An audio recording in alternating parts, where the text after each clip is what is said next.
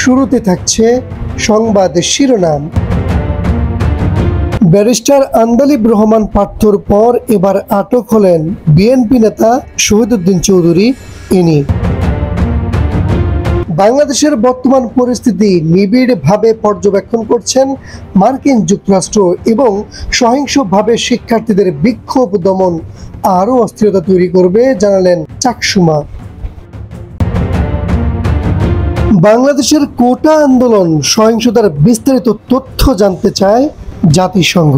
এতক্ষণ শুনছিলেন শিরোনাম, এবার বিস্তারিত সংবাদ। তবে বিস্তারিত সংবাদের আগে আপনাকে জানিয়ে রাখতে চাই, প্রিয় দর্শক শ্রোতা, এই চ্যানেলে প্রকাশিত প্রতিটি সংবাদ দেশের স্বীকৃত গণমাধ্যম, প্রিন্ট, ইলেকট্রনিক্স মিডিয়া এবং অনলাইন নিউজ পোর্টাল থেকে সংগ্রহ করে প্রকাশ করা হয়ে থাকে।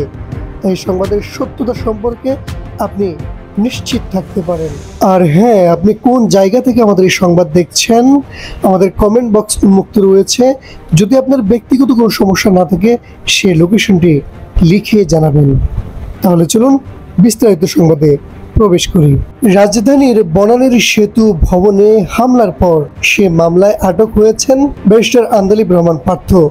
তার আটকের পর এবার আটক হয়েছেন বিএনপির যুগ্ম মহাসচিব শহীদুদ্দিন চৌধুরী। ইনি বৃহস্পতিবার বিকেলে রাজধানীর এলিফ্যান্ট রোড এলাকা থেকে তাকে আটক করা হয়েছে। এনির বড় ভাই হ্যাপি চৌধুরীর বরাত দিয়ে বিএনপি মিডিয়া সেলের সদস্য শায়রুল কবির খান এই তথ্য নিশ্চিত করেছেন।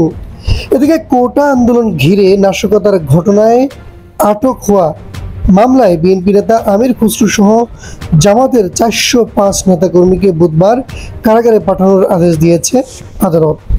এর আগে মঙ্গলবার আদালতের মাধ্যমে বিএনপি জামাতের 566 জনকে কারাগারে ও 70 জনকে রিমান্ডে পাঠানো হয়। বাংলাদেশের পরিস্থিতি নিবিড়ভাবে পর্যবেক্ষণ করছেন যুক্তরাষ্ট্রের সিনেটের মেজরিটি লিডার বা মার্কিন সিনেটের সংখ্যাগরিষ্ঠ ডেমোক্রেটিক দলের নেতা চাক শুমার। মঙ্গলবার সামাজিক যোগাযোগ মাধ্যম এক্সে চাক শুমার নিজেই এই তথ্য নিশ্চিত করেছেন।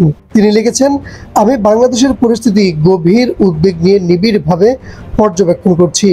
শান্তিপূর্ণ সভা সমাবেশ এবং বিক্ষোভের অধিকার যে কোনো গণতান্ত্রিক সমাজের ভিত্তি। সহিংসভাবে শিক্ষার্থীদের বিক্ষোভ দমন করা ভুল, সেটা আরও অস্থিরতা তৈরি করবে। এদিকে চাক শুমার মার্কিন সিনেটের সবচেয়ে ক্ষমতাধর নেতা। বাংলাদেশের সহিংসতা নিয়ে কথা বলা মার্কিন কর্মকর্তাদের মধ্যে তিনি সবচেয়ে উচ্চপদস্থ। কোটা সংস্কারের দাবিতে শিক্ষার্থীদের বিক্ষোভ দমনে আইন শৃঙ্খলা বাহিনী কতটা শক্তি প্রয়োগ করেছে তার বিস্তারিত প্রকাশ করতে বাংলাদেশকে আহ্বান জানিয়েছে জাতিসংঘ মানবাধিকার কমিশন। বৃহস্পতিবার বিবৃতিতে এই আহ্বান জানানো হয়। এ সময় আইন শৃঙ্খলা বাহিনীর বিভিন্ন অভিযানে আন্তর্জাতিক মানবাধিকার মান নিশ্চিত হয়েছিল কিনা তাও জানতে চান সংস্থাটির প্রধান ভলকের টার্ক। বিবৃতিতে বলা হয়েছে, সাম্প্রতিক বিভিন্ন প্রতিবেদনে বলা হচ্ছে 170 জনের বেশি মানুষ নিহত এবং হাজারো আহত হয়েছে। এদের মধ্যে অনেককেই চিকিৎসা নিতে দেওয়া হয়নি। আন্দোলনে থাকা কয়েকজন শিক্ষার্থীর খোঁজ মিলছে না। অন্তত 2 জন সাংবাদিক নিহত এবং আরও অনেক আহত হয়েছেন। এই ঘটনায় কয়েকশো মানুষকে গ্রেপ্তার করা হয়েছে বলে জানা যাচ্ছে।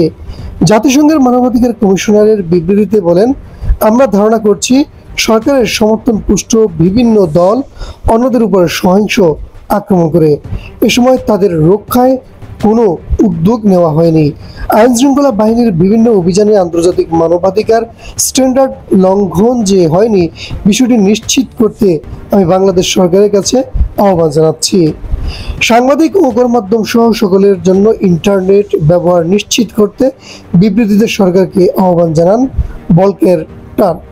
এই ঘটনায় যারা আহত, নিহত বা গ্রেপ্তার হয়েছেন তাদের পূর্ণ তথ্য প্রকাশ করতেও সরকারের প্রতি আহ্বান জানান তিনি।